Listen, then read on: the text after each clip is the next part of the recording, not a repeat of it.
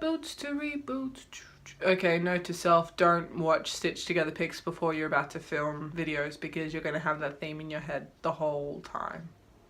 Although talking about a movie like this, I suppose it's kind of good. Hello and welcome to Basspick Reviews. In today's episode, I'll be doing my final thoughts on Texas Chainsaw 3D. We're almost done with this. Okay, I've said it in the review, but I have to say it again. I don't know why how you would butcher a plot like that. That plot, oh my god. That plot was so intriguing to me, and I'm like, I want to see them do this movie again with this plot to see if it will work, because it could work. You just get different actors, get a different script, and all that kind of stuff. Leatherface is pretty cool, I'm not gonna lie. Like, you did kind of believe it was him, and the thing I also liked was his mask was a bit more deteriorated because he was obviously there for a long time by himself. So, you know, naturally, it would deteriorate a little bit. The only thing that sucked with this whole thing, which I feel like if they fixed or just taken it out or something like that, if there was some other way she found out she owned this house, is because this whole movie could have been avoided if the main girl just opened the letter that she got from her grandma that said, yo, by the way, you've got a chainsaw wielding cousin that might cut you in half and then make furniture out of your bones. All I'm saying. Honestly, if you honestly watch this movie, which I'm hoping you don't, but if you do, then watch it on Netflix. Don't give them money. But honestly, if you watch this movie, you will discover that this whole movie could have been avoided if she just opened the letter and discovered, okay then, this guy's living in the basement. I'm going to go talk to him, show him, for some reason, a birthmark, which I want to point out, it isn't even like a convincing birthmark. Like, she could have gotten like dirt on her shoulder or something, and Leatherface is like, oh my god, she's my cousin. Like, no, it could just be dirt, you don't know that.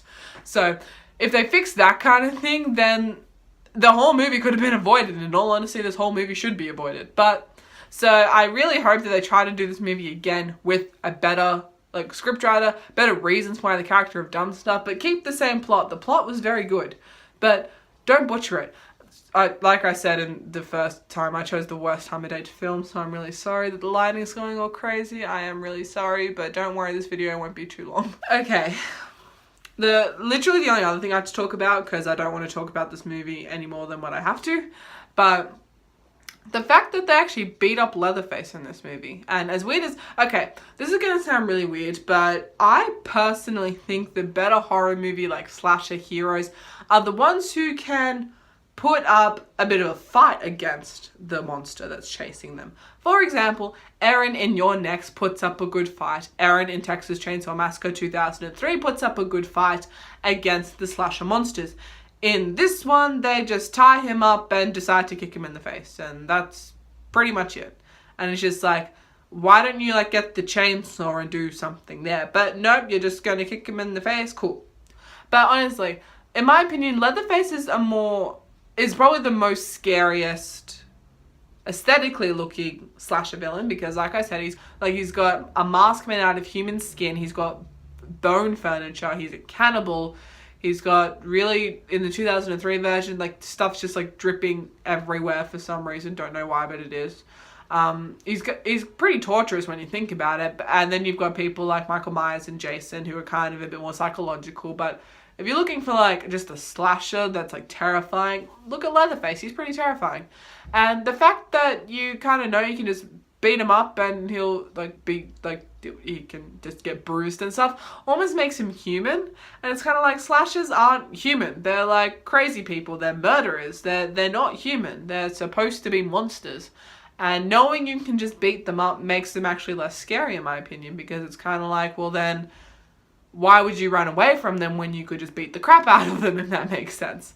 So, in all honesty, this final thoughts is very short, but I don't really have a lot of final thoughts on this movie because I didn't like this movie. So, yeah, but at the end of the day, this is just my opinion. Art is subjective, so don't be too protective. Basspick out. Hello, weird looking lighting.